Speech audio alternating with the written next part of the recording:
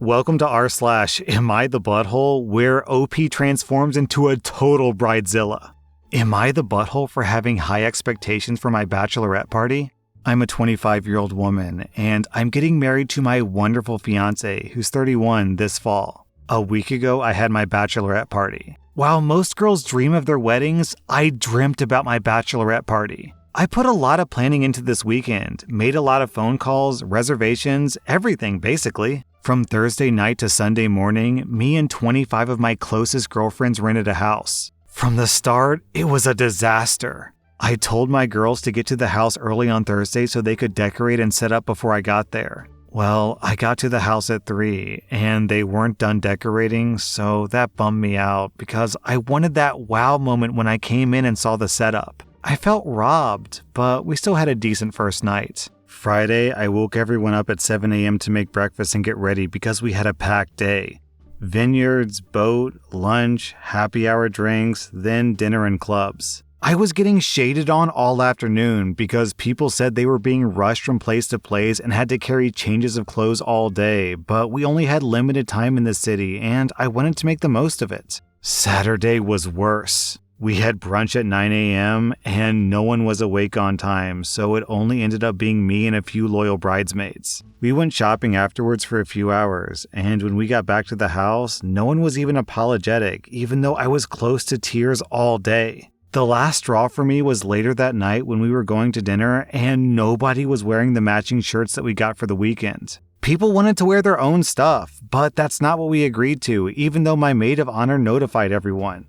At this point, I said F it. This weekend was ruined and I locked myself in my room to cry. It was even worse when I came out a few hours later and half the girls had gone out anyway, without me, the actual bride. I ended up driving home early on Sunday and left the house a mess for the girls to pick up because I was so upset. Now it's been almost a week and no one has really texted me except for some bridesmaids and my maid of honor. I know that I sound bridezilla-ish, but these are supposed to be my friends, and we were supposed to celebrate me all weekend, and I felt neglected, and I'm just really upset. I understand these expectations may seem like a lot, but I made my expectations clear to the group, and they just let me down so bad. Tell me, am I the butthole?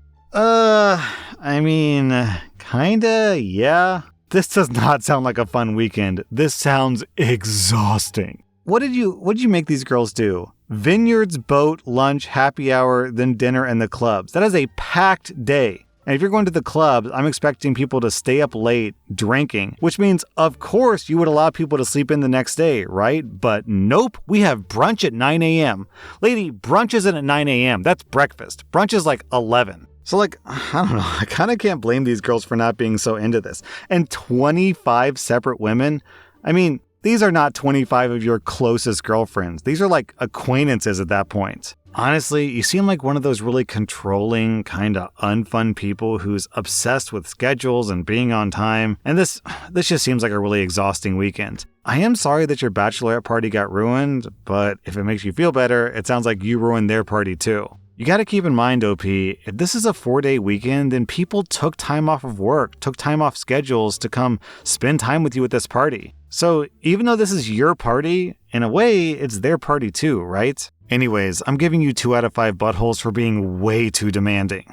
Am I the butthole for refusing to punish my son or allowing my wife to punish our son? This all started back in March. My son's best friend turned 13. In his family, the 13th birthday is a huge deal. In addition to a massive party, which all 4 of us were invited to, his parents also took him to Disney World. They invited my son to attend as well. My wife was hesitant to consent to this. She said it was unfair to allow our son to go when our 9-year-old daughter can't, especially since she loves Disney and princesses. I said that our kids won't always have the exact same opportunities, and if we set a precedent here, then we would have to stick to it if and when our daughter gets a similar opportunity. So we would just be punishing both our kids needlessly. My wife reluctantly agreed that we should allow our son to go. I gave our son money to buy his sister souvenirs. He did, and his friend's parents even bought extra stuff for him to give to her. Still, when she saw him come back wearing a Star Wars shirt and the Mickey hat and trading pin lanyard, she burst into tears. My wife later said that we made a huge mistake and we never should have let him go. I mistakenly thought that all of this was behind us.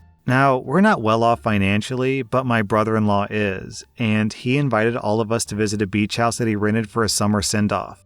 My wife told me that she wants to have our son stay with my dad and just take out my daughter to even the score. I told my wife that is not happening. We're their parents. We can't favor one child over the other. Not being invited to the birthday trip of a kid you barely know is in no way comparable to being left out of a family vacation. And I'm shocked that she would even suggest such a thing. I refuse to allow it. Now my wife is angry, but I don't care. I'm not punishing my son for being lucky. Am I the butthole?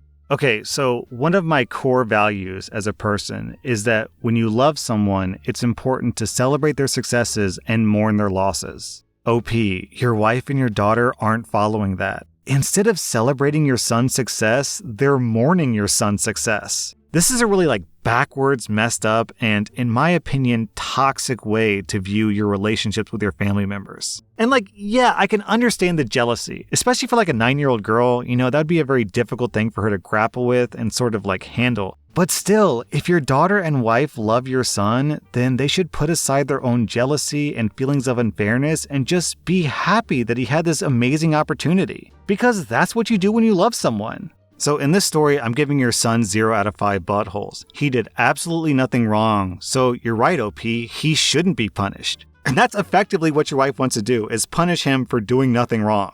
OP, I've got your back here. You get 0 out of 5 buttholes. If anything, I'm proud of you for sticking up for your son. I think I'll also give your daughter 0 out of 5 buttholes, because even though she should be happy for her older brother, I don't know if we can really blame her for being upset about that, because, she's just 9. So if she's feeling jealous, then yeah, it's okay for her to feel jealous. What you and your wife should do is sit your daughter down and explain to her that sometimes things aren't always fair. But when your brother gets lucky, you should be happy for him, not sad for you. Your wife, on the other hand, gets 2.5 out of 5 buttholes. Punishing an innocent child in the name of fairness is just stupid. Am I the butthole for leaving dinner at my husband's family's house over a comment he made about my miscarriage? Oh, yikes. What am I about to read?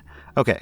My husband and I have been trying to have kids for over 3 years. I've had a series of miscarriages and not a single pregnancy was successful. Our most recent miscarriage was a month ago. And although my husband has never said anything up until now, the tension and emotions are very overwhelming, and I've become sensitive even at the mention of the topic. He took me to his family's house for dinner last night, and his mom brought up my miscarriage. The look of disappointment on her face made me lose my appetite completely. She went on and on about what might have caused it. Then my husband chimed in and said that he's starting to come to a conclusion that maybe she's incapable of being a mom. I was floored for 2 reasons. One is that he would even say such a thing. 2 is that no doctor has told us that there's something wrong with me specifically. So for him to declare that I was incapable of bearing children and being a mom really hurt. I looked at him and was like,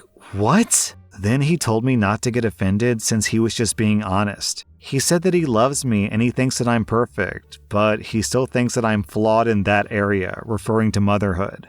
I had it at that point. I just got up from my seat, took my stuff, and headed to the door. I said nothing and just made my way out. He shouted at me, but I didn't stop. I went home, and when he got home, he started unloading about me about how immature and too sensitive and ridiculous I was being. He said that he was giving his honest opinion about the matter, and I have no right to police the words that come out of his mouth. Whether I like what I'm hearing or not, it's still the truth.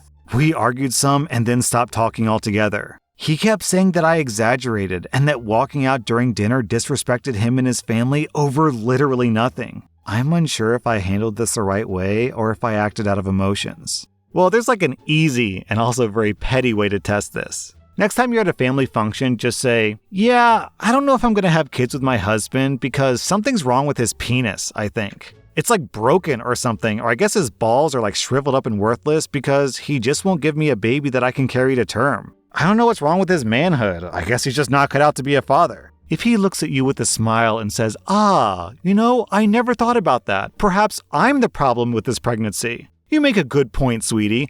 Then I guess in that case, everything's fair and even, and you can go on with your life. But if he gets predictably upset, which you know he would be because that's a very insulting thing to say, then you can say, aha, my dear sweet husband, turns out you're a hypocrite and you're the butthole here. Now, obviously, I'm not saying you should do that because that's, fighting back and getting revenge and being petty, which you shouldn't do in a loving relationship. I'm just saying this to illustrate that your husband's being a douchebag, to put it simply. Not only is it cruel, heartless, and embarrassing to say something like that, but he doesn't even know that you're the problem, right? It's very possible that his messed up sperm is causing the miscarriage. And then on top of that, he called you too sensitive about a miscarriage? Let me say that sentence again slowly. He said that you were too sensitive about a miscarriage. Is it possible? Is it humanly possible to be too sensitive about a miscarriage? I'm actually not sure if it is. It is one of the most sensitive topics you can possibly think of.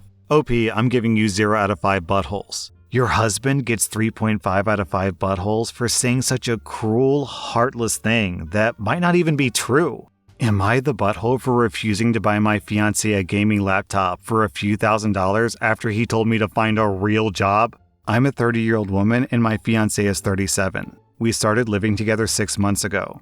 I own a house and he moved in with me. I run an online business from home, which allows me to live rather comfortably. A month after he moved in, he quit his job saying how much he hated it and that he's going to try to do Twitch streaming for a living. I'm all for following your passions, so I was supportive, although surprised at the turn of events. I'm in a financial position to support us both, but it felt off. Anyway, nothing's happened with his Twitch channel. Sure, he's gaming all day, but he hasn't even bothered to make a Twitch account. He just games for pleasure. It's been 7 months. I've had conversations with him suggesting that he finds work, but he keeps telling me that I'm unsupportive and that he needs time. He wanted us to buy a bigger house together, but I said that I'm fine with my current one, and that since he doesn't have a job, I don't want to get a mortgage and be left with paying everything by myself. He told me that if I found a real job, maybe I wouldn't have financial problems. We had a massive argument that night. Now he's been hinting at needing a new gaming laptop, which costs a few $1,000s, and I've been ignoring him, so he asked outright for me to buy it for him for his birthday.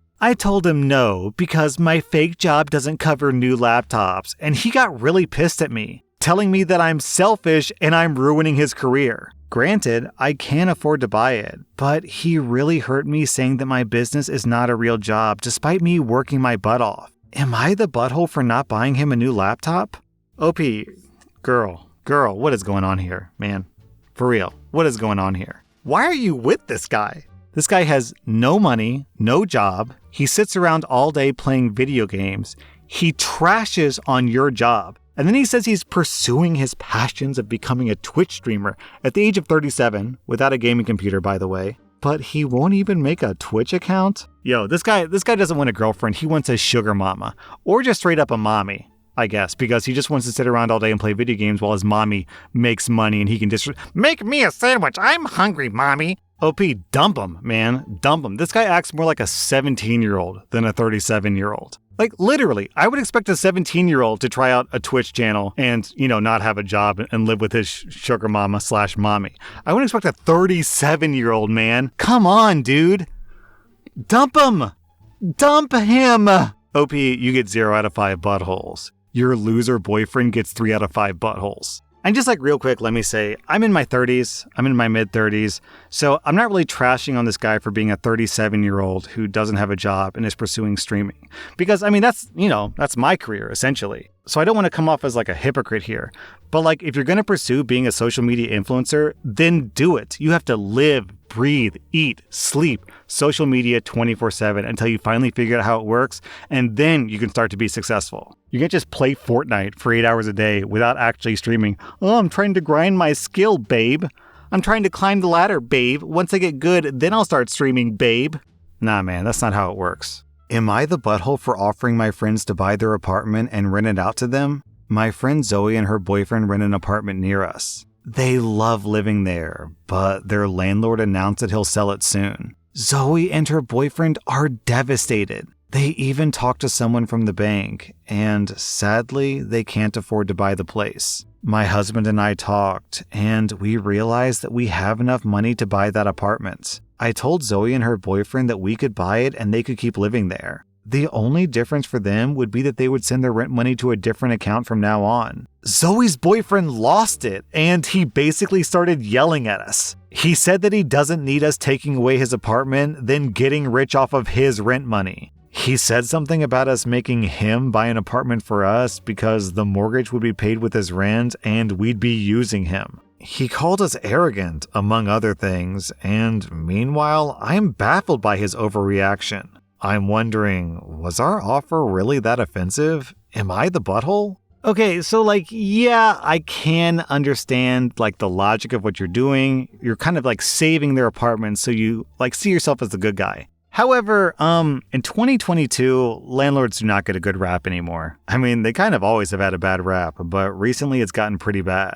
And if you buy your friend's apartment and you're expecting rent from them, then that kind of shifts the power dynamic a little. So, I can understand why they'd be upset, especially if Zoe's boyfriend is one of those types of people who just hates landlords in general, which is a very fair thing to hate nowadays. I will say, though, that he overreacted a bit. What he should have done was just say, no thanks, that makes me uncomfortable. This is a very uncomfortable power dynamic for me, and I don't want to owe money to my friends. That's the normal thing to do. But instead, he flipped out at you and called you arrogant, which is, a little bit extreme. So this feels like a mild, everyone sucks here situation where everyone gets 1 out of 5 buttholes, you for being a bit presumptuous and him for overreacting. I kind of get the sense that people are going to disagree with me in the comments, so let me know if I got this wrong. I don't know, I kind of see both sides, to be honest with you. Man, the comments are viciously disagreeing. Some people are arguing that, from a purely logical perspective, OP is simply doing them a favor. She's saving their apartment, and all they have to do is write a check to a different person instead of their old landlord. But, it's not always about logic. It's also about the emotions and the social dynamics and just, telling your friend, hey, by the way, buddy of mine, make sure you pay rent next month. I mean, it is a bit exploitative when you get down to it. That was rSlash and if you like this content, check out my podcast where I publish the exact same episodes. Also, hit that subscribe button because I put out new Reddit videos every single day.